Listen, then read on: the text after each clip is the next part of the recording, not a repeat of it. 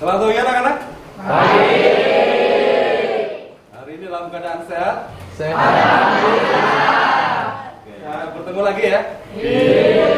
Bapak PAI pada hari ini nanti kita akan belajar bersama-sama ya. Siap. Tapi sebelumnya saya buka dulu untuk pembelajaran hari ini. Assalamualaikum warahmatullahi wabarakatuh. Waalaikumsalam warahmatullahi wabarakatuh. Ya, bagaimana untuk kebersihan hari ini, sudah di piket hari ini? Sudah. Sudah ya? Sudah. Siap. Sebelum kita mulai pembelajaran, akan saya absen dulu ya. Absensi hari ini.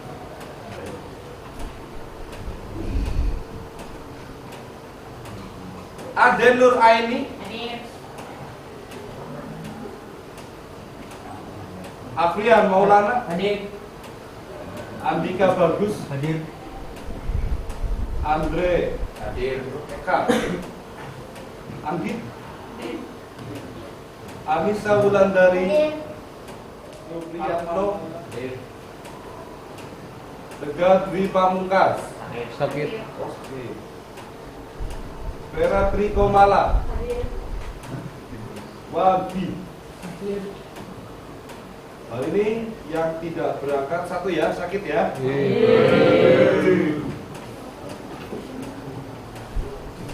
Oke anak-anak sekalian, hari ini kita akan melanjutkan pelajaran yang ketiga ya, yaitu adalah materinya masih pengurusan jenazah ya. Dengan subtemanya kali ini kita akan membahas tentang bagaimana cara menyolatkan jenazah. Saya buka dulu PowerPoint-nya seperti ini.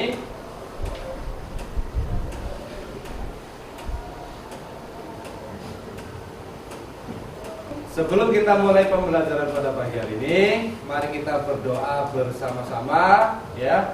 Memohon kepada Allah Subhanahu wa taala semoga pembelajaran hari ini dapat berjalan dengan lancar dan kita diberi kemudahan. Silakan ketua kelas untuk memimpin doa. Di tempat duduk siap gerak. Berdoa mulai.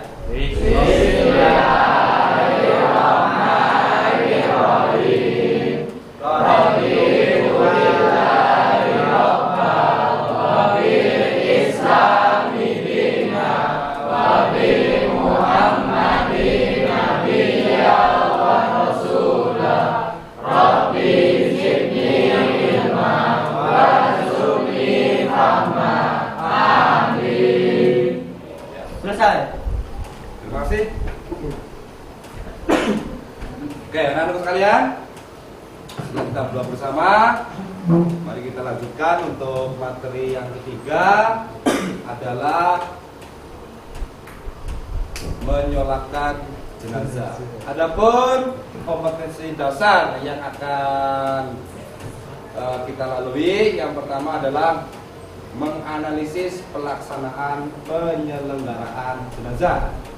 Kemudian untuk tujuan pembelajaran ya, setelah mengikuti proses pembelajaran, peserta didik diharapkan dapat yang pertama adalah menjelaskan pengertian dan hukum sholat jenazah dengan baik dan benar.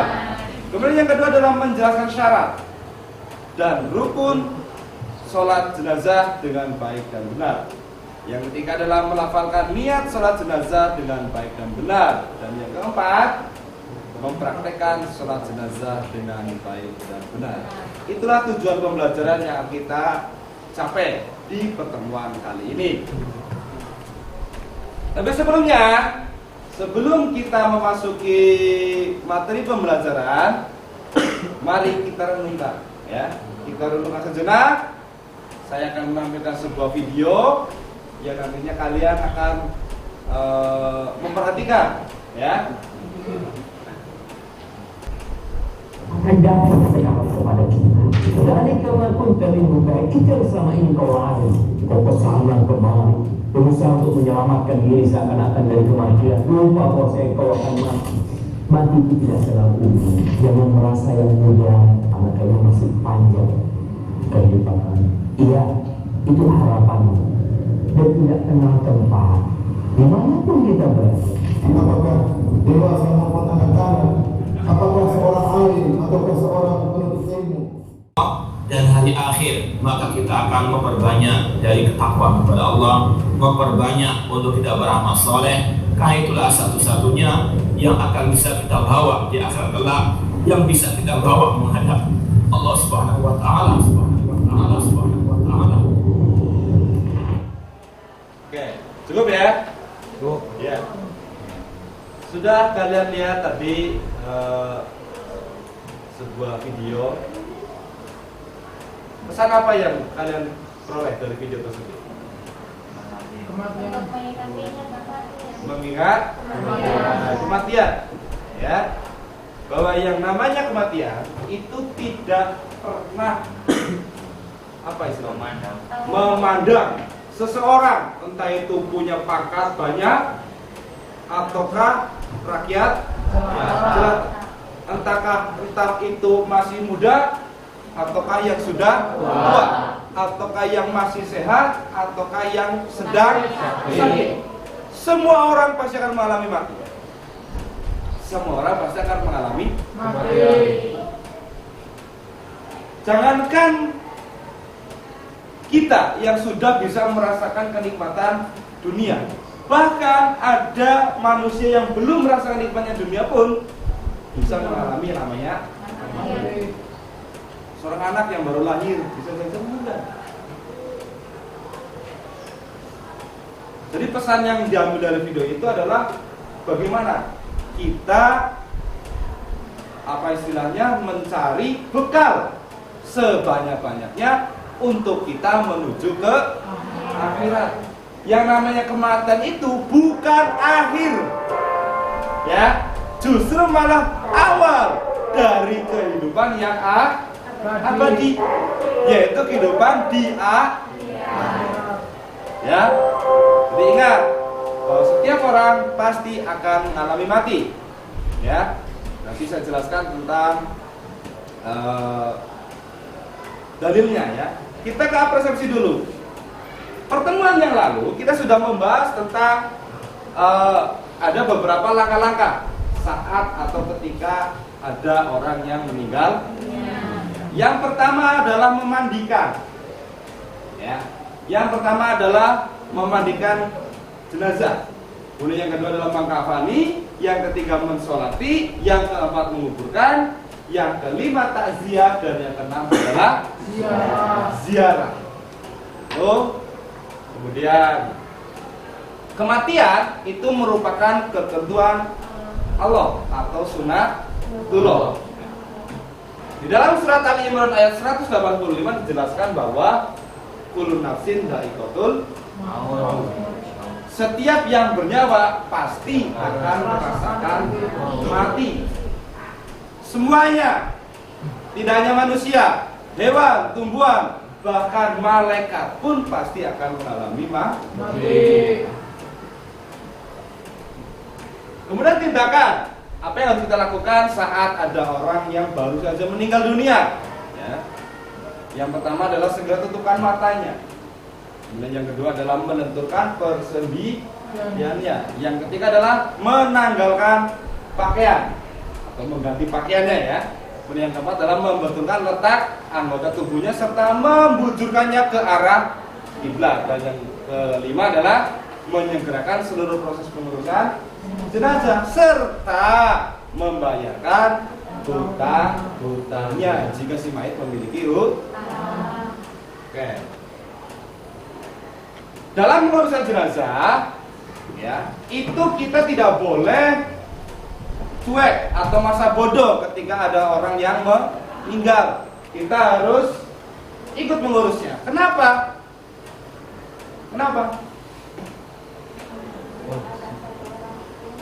Walaupun hukumnya fardu kifayah, tetapi jika kita ada tetangga kita atau saudara kita yang meninggal, kita harus ikut mengurus jenazah. Kenapa? Karena jika tidak ada yang mengurusi jenazah ketika ada orang yang meninggal, maka seluruh orang yang berada di lingkungan sekitar akan mendapatkan dosa. Walaupun hukumnya adalah fardu kifayah. Jadi mengurus jenazah adalah fardu kifayah. Al-fardu ain adalah ketika ada orang yang hanya satu saja. Misalnya gini, kamu hidup tengah hutan, ya, hanya berdua orang, yang satu mati. Ya harus diurusi satunya, nggak boleh juga biarin aja lah. Nanti biar dimakan sama binatang, itu nggak boleh. Itu nanti hukumnya jadi fardu ain, jadi wajib. Kalau dia nggak melaksanakan, maka dia menjadi dosa. Itu. Kemudian dalam mengurus jenazah ada 4 ya, memandikan, mengkafani, menyolatkan, dan menguburkan. Ya. Oke. Sekarang kita akan membahas tentang bagaimana kita mengurus jenazah, yaitu dengan cara menyolatkan jenazah. Saya akan menampilkan satu video. Ya, video ini adalah video ketika orang melaksanakan sholat jenazah. Ya, nanti kalian perhatikan di sini. Ini adalah video ketika melaksanakan sholat jenazah. Bisa kalian perhatikan dulu. Ya.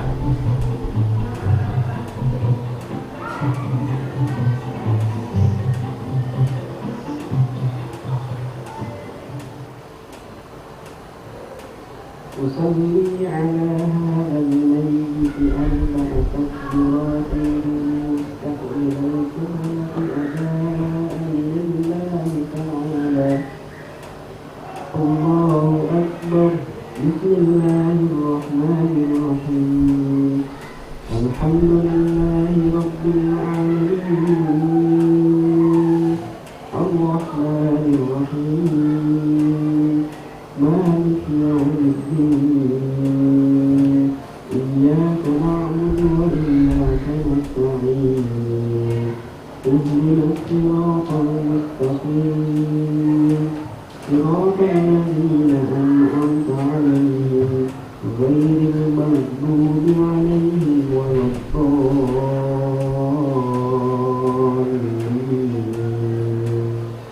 الله أكبر.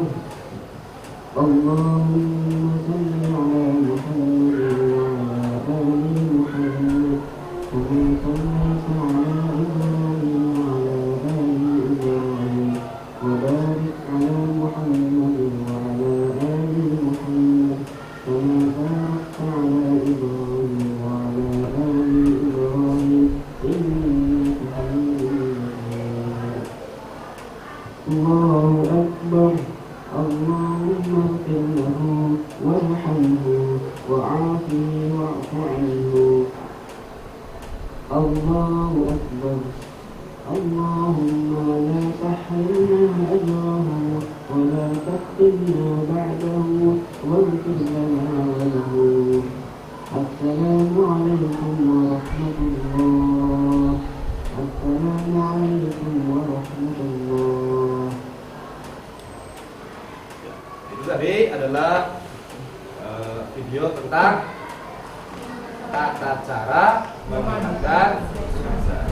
Ya, kalian sudah melihatnya. Kemudian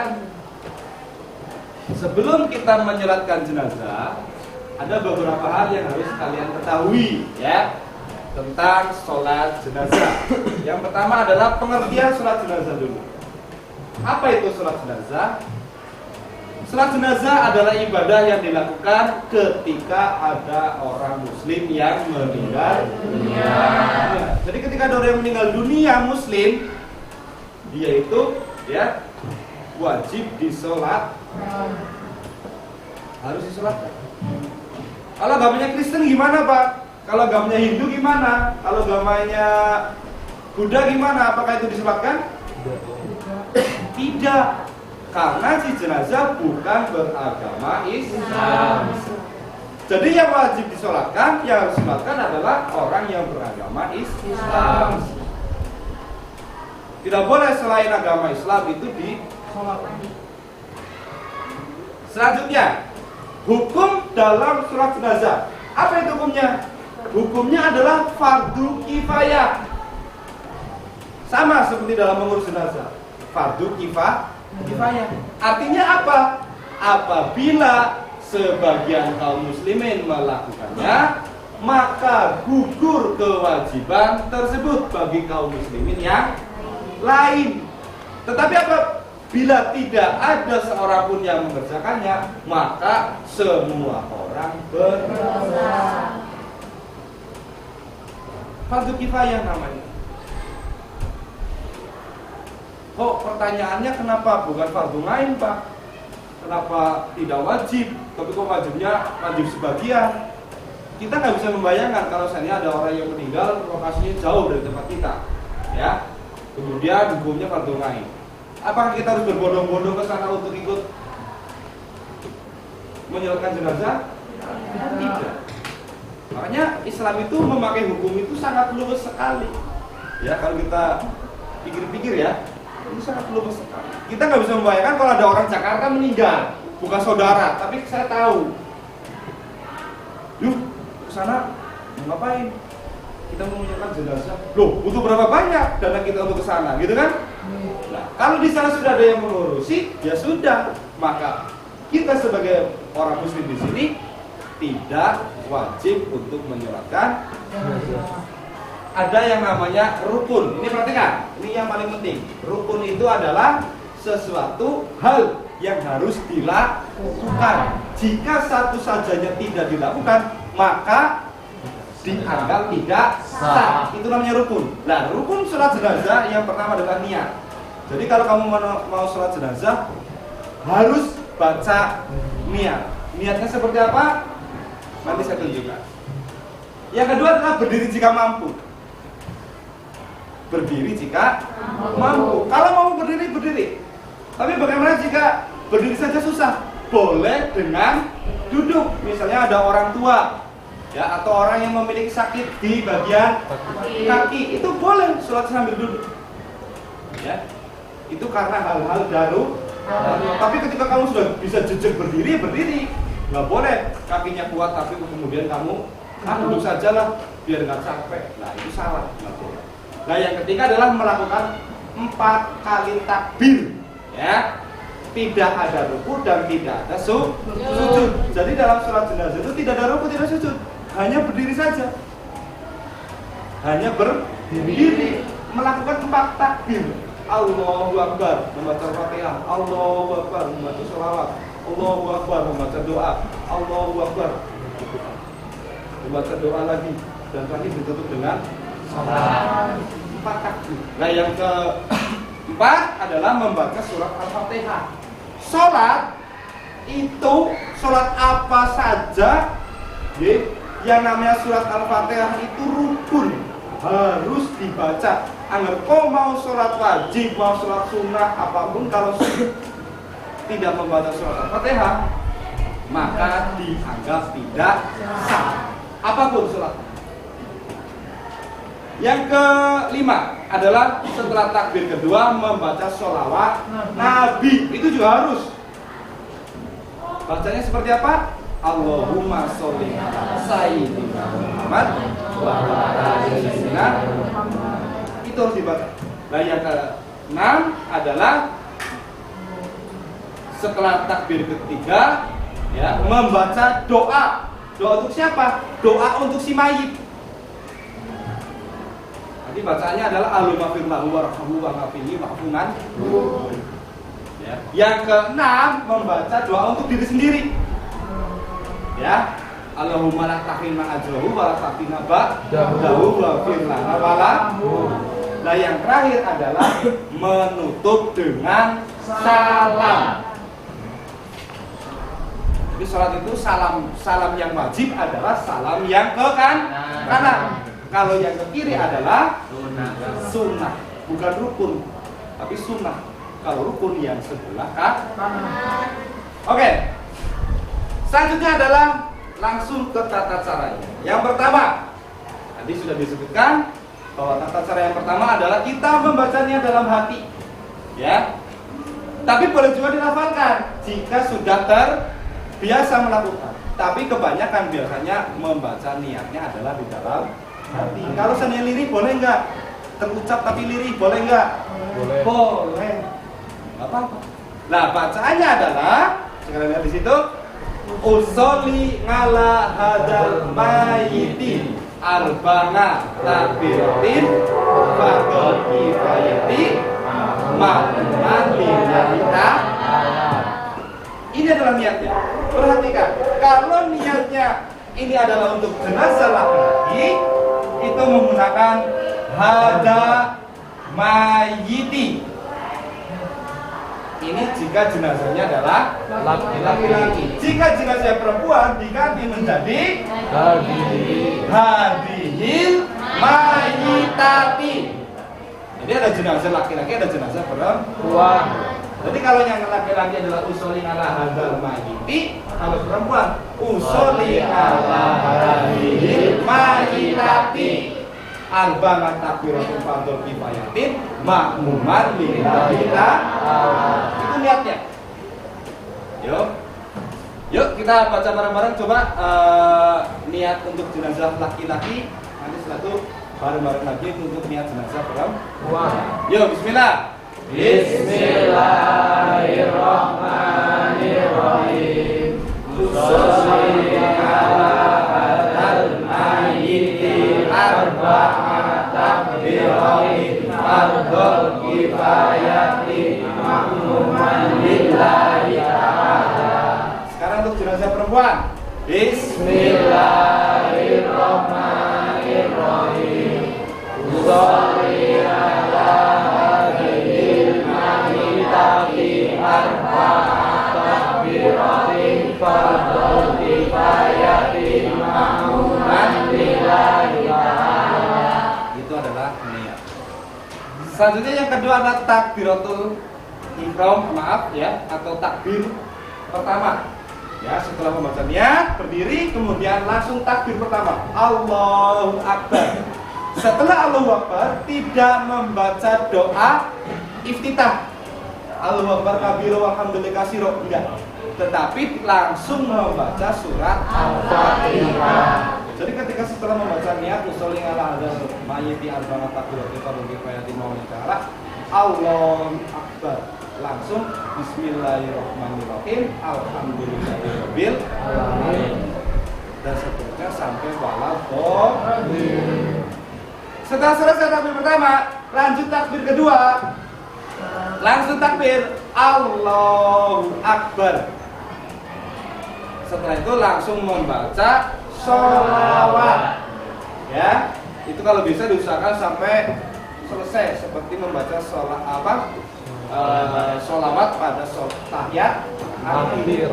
Allahumma sholli ala sayyidina Muhammad wa ala ali sayyidina Muhammad kama sholaita ala sayyidina Ibrahim wa ala ali sayyidina Ibrahim wa barik ala sayyidina Muhammad wa ala ali sayyidina Muhammad kama barakta ala sayyidina Ibrahim wa ala ali sayyidina Ibrahim fil alamin.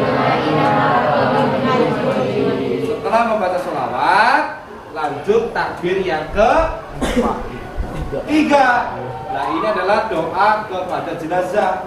Ya, selesai fil alamin innaka hamidum majid, langsung Allah. Bacanya seperti apa? Allahumma firlahu warhamhu wa'afihi wa'afihi. Setelah selesai takbir ketiga, langsung takbir keempat. Allahumma la tahrimna ajruhu wa la taftina ba'dahu wa firlana walahu. dan yang terakhir adalah ditutup dengan Assalamualaikum warahmatullahi. Nah, perhatikan di takbir ketiga keempat ada Allahumma firlahu, itu adalah ketika mayitnya adalah laki-laki. Jika mayitnya perempuan diganti menjadi ha. Hu itu diganti menjadi ha. Jadi Allahumma firlaha warhamha wa afiha wa afuanha, itu jika jenazahnya perempuan.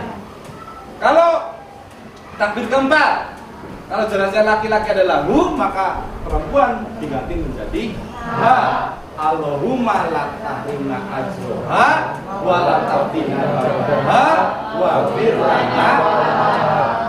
Jadi ada perbedaan nggih? Laki-laki dan perempuan. Selesai ya? Jadi itulah bagaimana kita mempraktekkan sholat jenazah. Yuk, setelah itu kita bareng-bareng mempraktekkan sholat jenazah. Silakan kalian berdiri ya. Silakan kalian berdiri. Nanti kita bareng-bareng mempraktekkan sholat jenazah. Untuk niatnya itu gentenan ya, boleh ya? Atau laki-laki dulu, perempuan dulu? Oke, laki-laki dulu, setelah itu baru perempuan. Ya. Yuk, sama-sama kita mempraktekkan sholat jenazah bagi yang laki-laki ya. Yang pertama adalah berdiri tegak. Ya. Sudah siap? Siap. Yang pertama adalah membaca niat. Yuk kita baca niatnya bareng-bareng. Bismillahirrahmanirrahim. Usolli ala hadzal mayyiti arba'a takbiratin fardhu kifayatin ma'muman lillahi ta'ala. Takbir. Allahu akbar. Bismillahirrahmanirrahim. Alhamdulillahi rabbil alamin. Ar-Rahmanir-Rahim. Maliki yaumiddin. Iyyaka na'budu wa iyyaka nasta'in. Ihdinas siratal mustaqim. Siratal ladzina an'amta 'alaihim ghairil maghdubi 'alaihim waladdallin. Amin. Takbir kedua. Allahu akbar.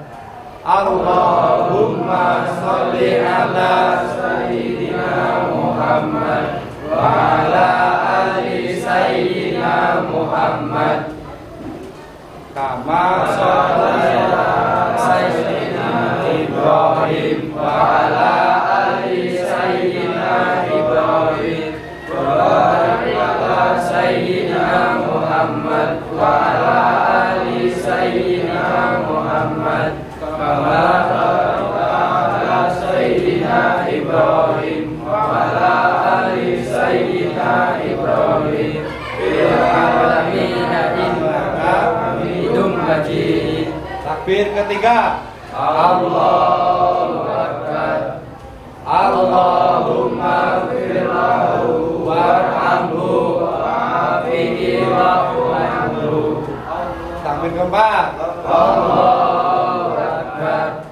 Allahumma la tahrimna ajrahu wa la taftina ba'dahu waghfir lana wa lahu. Akhir salam. Assalamualaikum warahmatullahi. Assalamualaikum warahmatullahi. Selesai ya? Oke, tadi kalian sudah melaksanakan sholat jenazah ya? Sudah bisa belum? Bisa ya? Ya, nanti kalau bagi yang belum bisa nanti dihafalkan di rumah ya. Oke, anak-anak sekalian, setelah kita mempelajari tentang cara mensolati jenazah, ya, saya akan setelah ini kita akan membagikan LKPD atau lembar kerja peserta didik ya. Ini saya bagi, nanti kalian tulis nama ya, setelah itu kalian kerjakan soal yang berada di halaman kertas ini ya. Yuk, kita bagikan.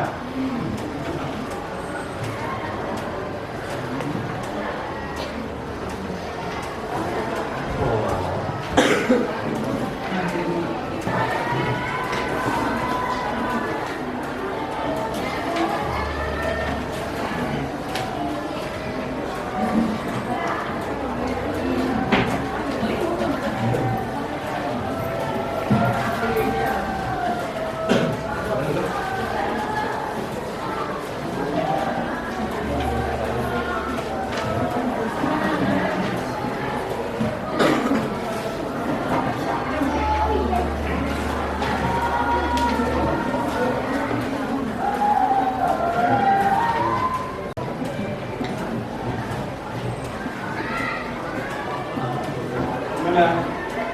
Ya, dia baru. Ya.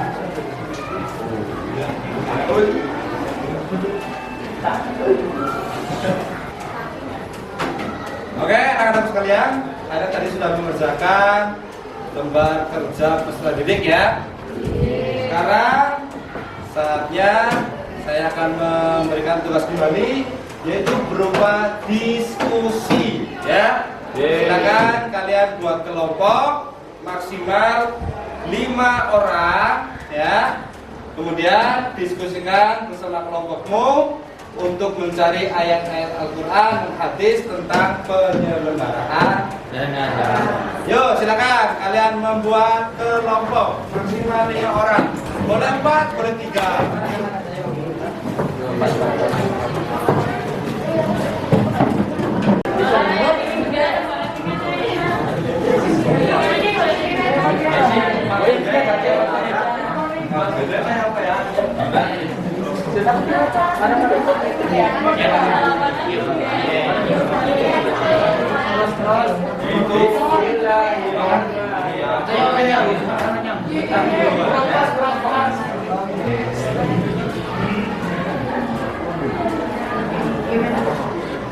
Oke, sudah ya?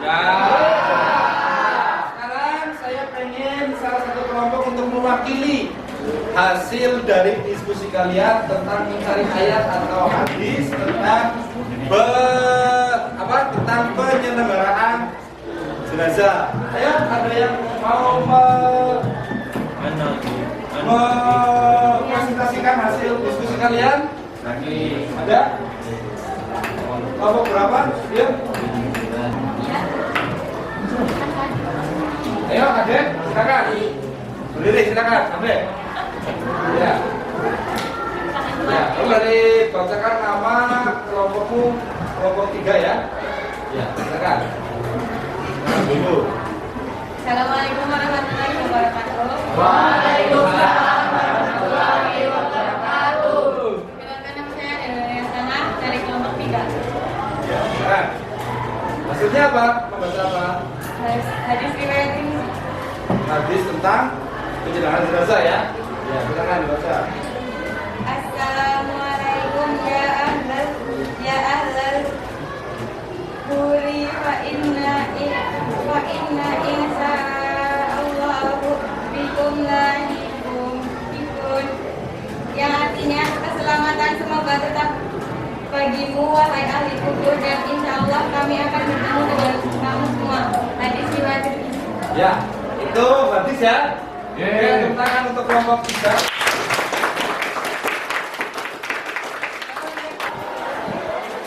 Ya, setelah kalian berdiskusi, ya, sekarang adalah untuk tugas mandiri, ya.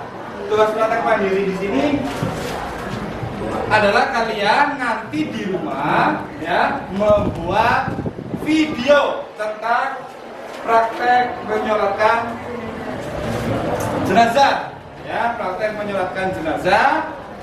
Kalian nanti berdiri di rumah ya, sholat jenazah sendiri, direkam. Setelah itu hasilnya kalian upload ke YouTube. Setelah selesai diupload ke YouTube, kirimkan linknya ke saya, boleh melalui WA. Untuk penilaiannya bisa kalian lihat di situ ya. Ada membaca niat, skornya ada jika melakukan dengan sempurna, skornya 25, melakukan cukup sempurna, skornya 20, melakukan kurang sempurna 15, atau tidak bisa atau keliru total, skornya 10. Ya, itu adalah tugas nanti di rumah. Jangan lupa minggu depan sudah mengumpulkan tugas semua. Setuju ya? Oke, setelah saya menyampaikan materi sholat jenazah, kira-kira ada yang mau ditanyakan?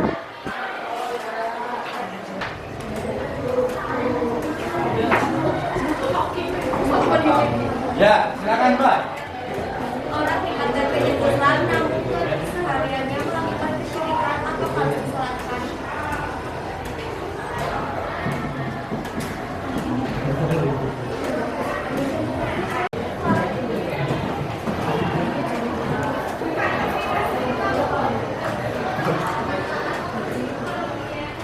Ya, tadi ada pertanyaan yang disampaikan oleh Mbak Mesya ya.